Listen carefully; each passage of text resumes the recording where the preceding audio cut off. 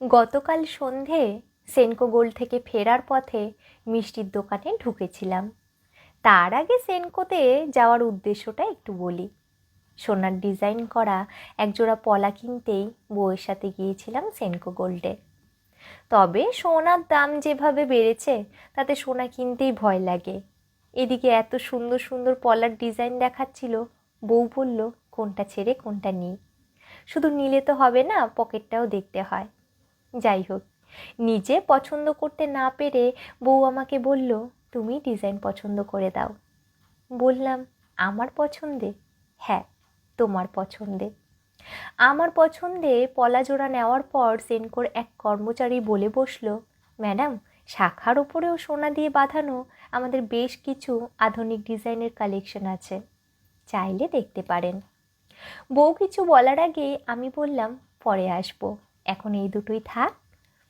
আরে ডিজাইনগুলো তো দেখে রাখুন, এখন নিতে হবে না, পরেই নেবেন। বেশ কিছু শাখার ডিজাইন দেখালো, একদম চোখে লাগার মতো। বউও বলল, ঠিক আছে, পরের বারই নেব।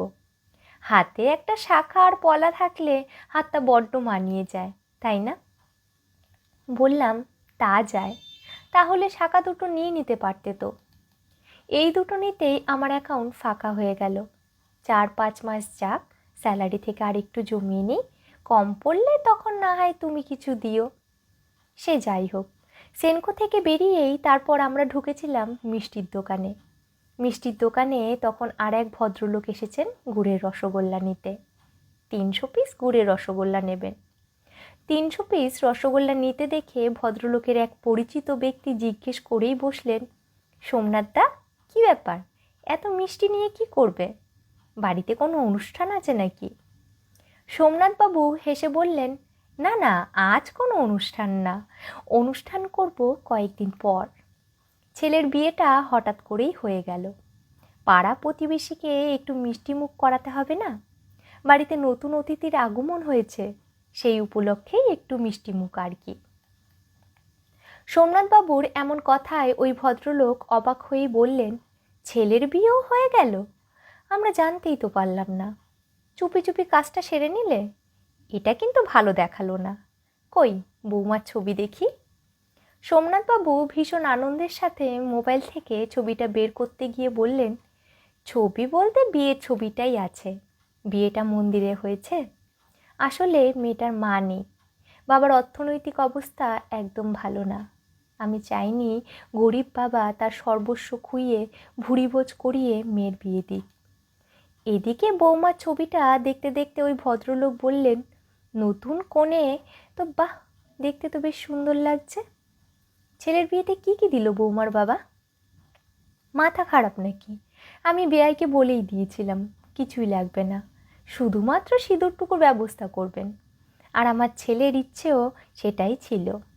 ছেলে বলেই দিয়েছিল বিয়েটা হবে শুধুমাত্র বৈবাহিক রীতি পালন করে, সেখানে টাকা পয়সা গয়নাগাটির কোনো লেনদেন যেন না হয়। মেয়ের বিয়ে দিতে উনি আর্থিক কষ্টে না পড়েন।